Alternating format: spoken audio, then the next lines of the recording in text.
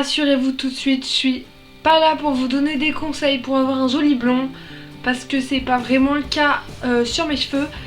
Je suis là pour vous donner aujourd'hui des conseils pour une bonne décoloration et surtout pour essayer de minimiser les dégâts, parce qu'on le sait tous, les décolorations ça abîme un max les cheveux. Concrètement, si vous avez un problème, un doute sur vos cheveux, allez voir un coiffeur. Ils pourront peut-être mieux vous renseigner que moi, ou à la limite appeler votre coiffeur, enfin faites quelque chose comme ça, demandez à un pro. En tout cas voilà, en tout cas sachez juste que si vous voulez passer au blond alors que vous êtes brune, colorée, ou que vous avez les cheveux abîmés, ou que vous avez les cheveux noirs, colorés noirs, souvent les coiffeurs ne veulent pas vous décolorer pour avoir un blond et surtout pour avoir un blond aussi clair. Donc dans ces cas-là, je vous conseille de le faire tout seul. C'est ce que j'ai fait moi. Et du coup, je vais vous donner mes conseils pour pouvoir y arriver. En premier, on va parler du matériel pour décolorer. Ça paraît bête, mais je vous conseille vraiment de ne pas acheter les boîtes de décoloration toutes faites dans les supermarchés. Vraiment. Ce que je vous conseille d'acheter, c'est directement chez les grossistes de coiffure type Bleu Libellule. Donc ça va être ça. Donc ça c'est la poudre décolorante, donc c'est de la poudre bleue. Et ça c'est l'oxydant qui va avec, donc moi c'est du 20 volumes. C'est exactement la même chose qu'il y a contenu dans les boîtes de décoloration qu'on achète en supermarché. Sauf que là vous pouvez maîtriser vos doses sans parler du prix. C'est-à-dire que ça je crois que c'est 11 ou 12 euros. Et ça c'est 5 euros. Vous faites le calcul, une boîte de décoloration ça coûte 10 euros. Vous faites une fois. Avec ça je l'ai déjà fait 4 fois et j'ai pas encore fini mon paquet de poudre. Donc voilà, c'est beaucoup plus rentable d'acheter ça plutôt que d'acheter les boîtes. Et vous pouvez vraiment maîtriser vos doses, vous faites ce que vous voulez. Si vous voulez mettre plus d'oxydant, plus de poudre, vous faites comme vous voulez. Vous pouvez recommencer si vous avez oublié de faire des endroits. Vous pouvez recommencer à faire vos racines. Voilà, c'est beaucoup plus rentable d'acheter ça. Honnêtement, d'expérience perso, j'ai l'impression d'acheter ça, ça m'a beaucoup moins abîmé les cheveux que d'acheter la boîte de décoloration Eugène Color pour ceux qui connaissent. J'ai l'impression que ça m'a vraiment moins abîmé les cheveux et que j'ai eu un rendu beaucoup plus blond qu'avec les boîtes de décolo. Avec les boîtes c'était vraiment roux.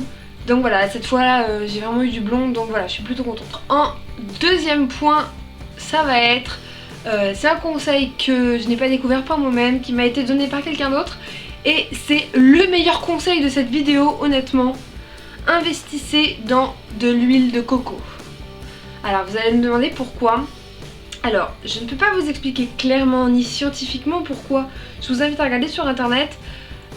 L'huile de coco, si vous en mettez sur vos cheveux avant une décoloration et que vous appliquez la décoloration par-dessus, ça va empêcher à vos cheveux d'être autant abîmés que ça devrait l'être avec une décoloration. Un truc chimique qui se passe avec le cheveu, que la décoloration normalement enlève dans le cheveu, une molécule qu'elle enlève dans les cheveux et finalement qui y reste avec l'huile de coco. Alors moi ce que je vous conseille, vous le gardez toute la nuit, vous le posez en masque et vous le gardez toute la nuit, vous faites votre décoloration le lendemain directement sur l'huile, ou alors vous l'appliquez 2 heures avant de faire votre décolo. Et si il vous reste de l'huile ou si vous avez envie, vous pouvez aussi en rajouter directement dans le pot de votre décoloration. Moi c'est ce que je fais à chaque fois et honnêtement il n'y a pas photo avec ça, c'est vraiment bien. Vos cheveux sont doux, ils sont pas abîmés, on a même l'impression que la décoloration prend mieux sur le cheveu. Pour ceux qui connaissent Olaplex, je ne sais pas du tout si tout le monde en a entendu parler. Olaplex c'est quelque chose qu'on rajoute à une décoloration. Alors là par contre c'est du silicone et je ne sais pas trop quoi. Et ça empêche que vos cheveux soient abîmés. Et honnêtement je dirais même que ça c'est mieux. J'ai pas testé Olaplex mais pour ce que j'ai vu du rendu, j'ai l'impression que l'huile de coco c'est mieux et c'est naturel. Donc voilà, je vous conseille vraiment d'acheter ça, vraiment. Donc moi ce pot là je l'ai acheté 5,50 € je crois à Biocop, voilà.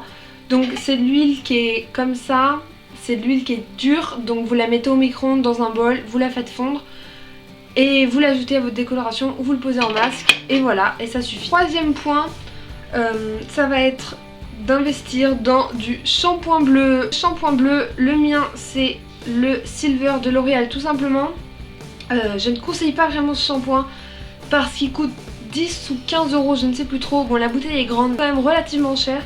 Et honnêtement je trouve qu'il assèche beaucoup les cheveux, il est bourré de sulfate. Et les shampoings comme ça, bleus, c'est plutôt pour les personnes âgées en fait. Pour ceux qui ont les cheveux gris et qui ne veulent pas de reflets jaunes dans leurs cheveux, Donc vous pouvez acheter du shampoing bleu dans vos supermarchés. Dans votre rayon shampoing, normalement il y a toute une gamme de shampoings bleus pour personnes âgées. Généralement le tube est gris avec le bouchon bleu. Et c'est la même chose et il coûte beaucoup moins cher, donc je vous conseille plutôt d'acheter celui-là.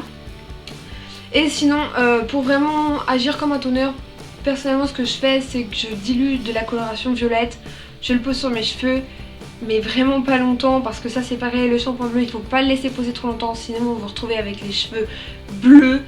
C'est moche, c'est vraiment moche, donc voilà, donc faut vraiment pas laisser poser longtemps. Et ça enlève les reflets roux, ça enlève les reflets jaunes pour réussir à avoir un blond le plus blanc possible. Donc évidemment ça se fait pas en une fois, faut le faire plusieurs fois, mais ça peut vous éviter de redécolorer encore vos cheveux, donc c'est vraiment pas mal.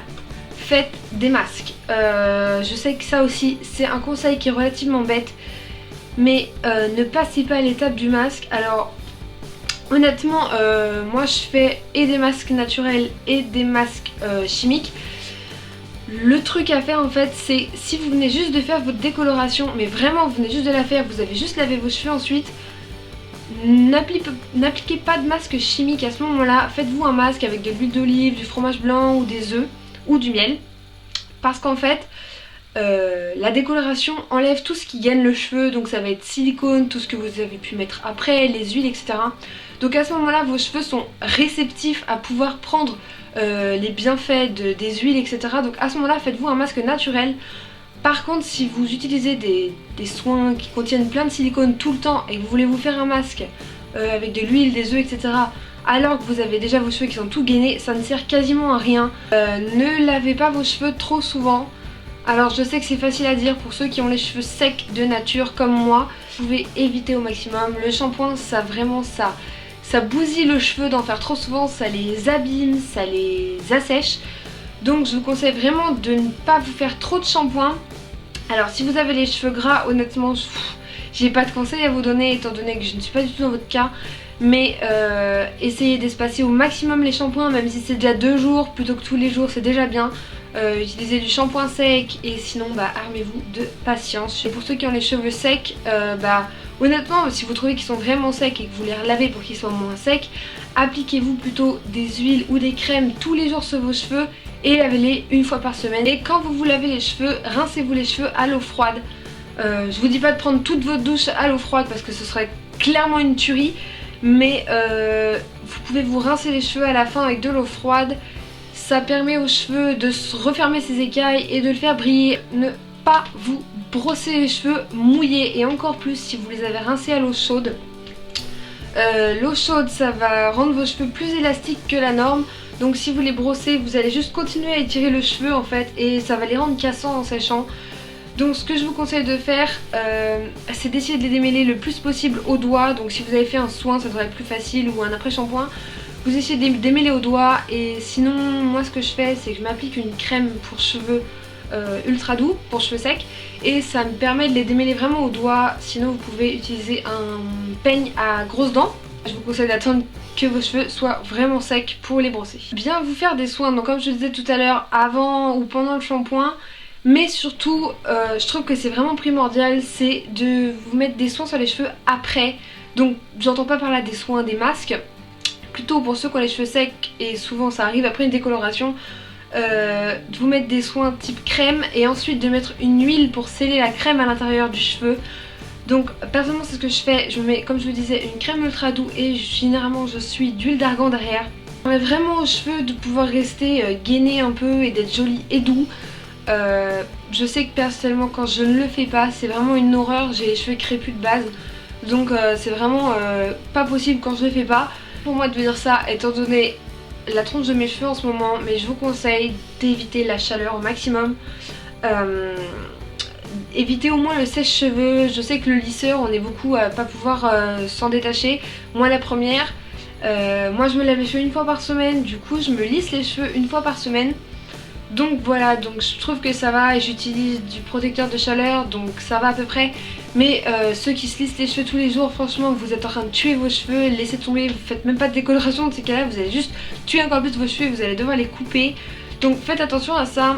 En tout cas utilisez le moins possible de chaleur, ou alors N'utilisez pas votre lisseur à 210 degrés. Si votre lisseur peut aller jusqu'à 210 degrés, c'est peut-être pour les cheveux qui sont vraiment afro, qui sont vraiment crépus.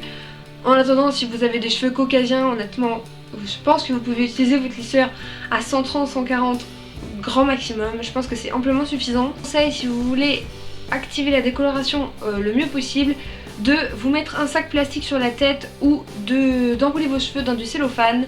La chaleur fait activer la décoloration plus vite, c'est pour ça que quand vous faites une décoloration ou une coloration au coiffeur, on vous met les gros masques au-dessus de la tête, c'est pour faire du chaud, juste pour que ça active plus vite. Donc si vous voulez garder la décoloration le moins longtemps sur vos cheveux, et bien vous avez juste à faire ça, vous mettre ça, et moi personnellement je mets du cellophane et je remets une serviette par dessus, comme ça je garde vraiment la chaleur à l'intérieur.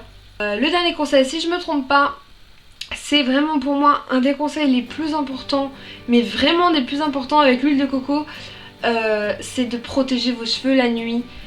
Après une décoloration, vos cheveux vont avoir tendance à être un peu cassants, ils vont avoir tendance à s'assécher vite. Alors je vous conseille vraiment de faire des coiffures de nuit. Alors je sais que ça paraît ridicule comme ça, mais personnellement je le fais tous les jours. Le frottement de vos cheveux sur l'oreiller, souvent avec une tête d'oreiller qui est en coton, hein, alors à moins que vous ayez des têtes d'oreiller en soie, dans ces cas-là tant mieux pour vous parce que c'est ce qu'il faut. Personnellement j'ai deux méthodes pour protéger mes cheveux. Donc la première, ça va être de les enrouler autour d'un headband comme ça, donc ça va leur donner un peu des boucles le lendemain. Donc ça c'est bien, ça marche bien, c'est pratique et simple à faire. Le problème c'est que nos cheveux frottent quand même contre l'oreiller, étant donné qu'ils sont disposés derrière comme ça, ils frottent quand même contre l'oreiller. J'essaie de protéger au maximum mes pointes, étant donné que c'est ça qui casse le plus vite, mais c'est pas non plus génial. Il y a d'autres coiffures de nuit, mais j'aime bien celle-là parce qu'elle me donne des boucles sans chaleur, donc c'est pas mal. Et en ce moment, ce que je fais pour pouvoir garder mon lissage aussi lisse, alors que je me lisse les cheveux une seule fois par semaine, j'utilise ça. Alors ça s'appelle un cardoon, je vais pas vous expliquer vraiment comment on le met. En fait on l'enroule autour du cheveu, de tous nos cheveux très fort pour qu'en gros ça garde le cheveu lisse. Donc ça me fait comme une grosse couette avec ça enroulé autour. Si ça vous intéresse, je vous conseille de regarder un peu sur YouTube ou sur internet pour en trouver. Moi je l'ai acheté à une fille sur Instagram. Je vous mettrai le lien en barre d'infos de son Instagram si ça vous intéresse. Je l'ai payé 5 €. Voilà, le mien est pour cheveux mi-longs, donc il y a différentes longueurs. Alors franchement je trouve que ça c'est le meilleur truc, c'est hyper chiant à mettre. Franchement je mets bien 5 minutes à le mettre tous les soirs. Mais ça protège vraiment les cheveux de dingue. Moi je sais que mes cheveux sont hyper doux quand je l'utilise, c'est un truc de fou. Le soir avant de me coucher et avant de mettre ça, je me mets de l'huile de coco sur les cheveux, j'en mets sur mes mains et je le mets sur mes cheveux.